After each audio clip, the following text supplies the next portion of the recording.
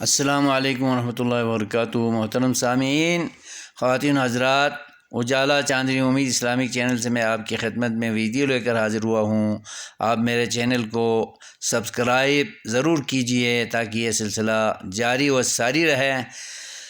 آپ کی خدمت میں چند ویڈیو پیش کی ہیں اور یہ ویڈیو بھی میں پیش کر رہا ہوں۔ اس میں یہ آپ کو بتانا چاہتا ہوں کہ اللہ رب العالمین نے رمضان المبارک کو جہاں اپنی رحمتوں، اپنی مغفرتوں، بخششوں اور دوزخ سے خلاصی اور نجات کا ذریعہ ٹھہرایا ہے، وہاں رمضان آنے کے بعد روزہ نہ رکھنے والوں اور روزہ رکھ کر اس کی لاج نہ رکھنے والوں اور اس میں اپنی مغفرت کا بندوبست، انتظام و انصرام نہ کرنے والوں پر اللہ کی لعنتوں، رسول کی لعنتوں اور فرشتوں کی، بالخصوص جبریل امین کی لعنتوں میں مبتلا کرنے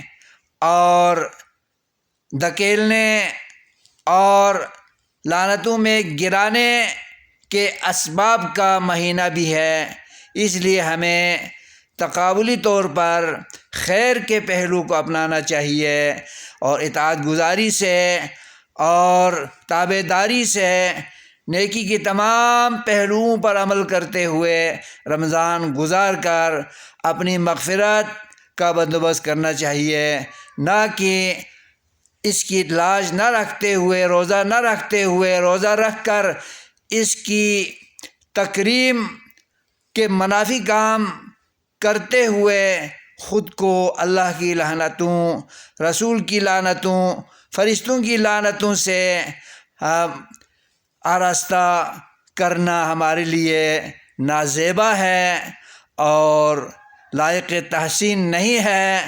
اس لیے اپنا بچاؤ کیجئے اور لعنتوں کے بجائے رحمتوں، مغفرتوں اور دوزخ سے خلاصی کے بہترین اوصاف سے اپنے آپ کو آراستہ کرنا چاہیے۔ اللہ تعالی ہمیں نیکیوں کی توفیق عطا فرمائے۔ آمین۔ السلام علیکم ورحمۃ اللہ وبرکاتہ۔